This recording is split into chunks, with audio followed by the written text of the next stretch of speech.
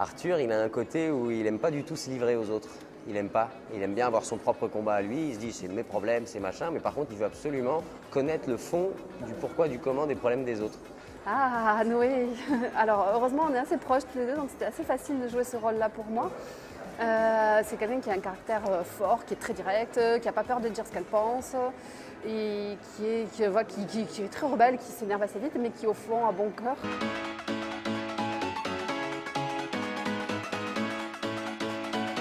Ça change beaucoup de choses. D'un côté, c'est une libération, car après avoir suivi les glorieux pas de la Norvège et de Julien Dème, il s'agissait maintenant de respecter le modèle, de respecter l'esprit, mais de le coller à notre sensibilité et à une nouvelle thématique tout aussi forte. C'est comme ce que je disais avant, c'est extrêmement incroyable, tu as l'impression d'avoir gagné au loto et en parallèle, tu es tétanisé parce que tout d'un coup, en fait, la première saison 5 du monde, c'est toi qui l'as fait. Mais c'est cool et puis c'est une responsabilité aussi où je me dis, bah, tu sais quoi, ok, j'ai été choisi, maintenant il faut aller au bout, quoi.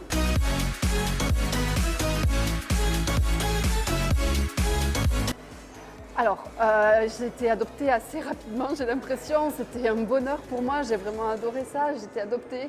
Et alors oui, il y a toujours du positif et puis il y a du négatif forcément. Hein. Il y a des critiques sur est-ce que c'est vraiment sourd ou le fait que j'ai dit ouais on verra bien, du coup il y a eu des mauvaises réactions.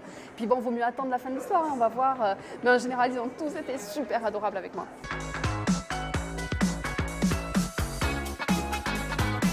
Ça nous rapproche des fans vis-à-vis des réactions qu'on a en temps réel.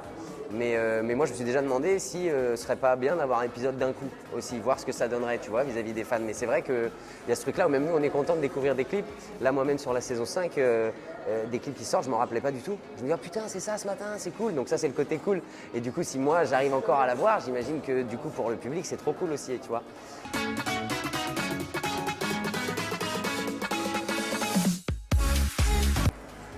Alors, en France, il y a il y a peu de comédiens au cinéma. En Amérique, c'est plus avancé, hein, mais en Amérique, les sourds sont plus intégrés, ils jouent des rôles, mais souvent des petits rôles en fait, hein, de temps en temps un petit rôle. Là, c'est la première série, du début à la fin, il y a des informations sur la surdité, sur la communauté, sur le monde des sourds, vraiment sur tout le long. Et pour moi, c'est énorme, c'est vraiment un pas important, il faut vraiment voir ça, ça rend vraiment la surdité plus invisible et je suis vraiment fière de participer à ça.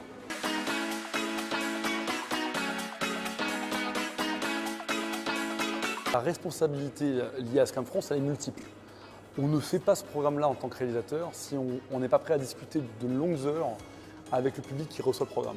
Non, c'est cool et en même temps, c'est très bizarre. Mais finalement, tout ça, c'est que de l'amour, je crois. Je me suis branché sur les réseaux uniquement pour que la discussion continue, pour que ne pas laisser le public un peu inerte et passif. Ouais, je crois qu'il y a une relation réelle et vraie qui s'est créée en fait avec le public.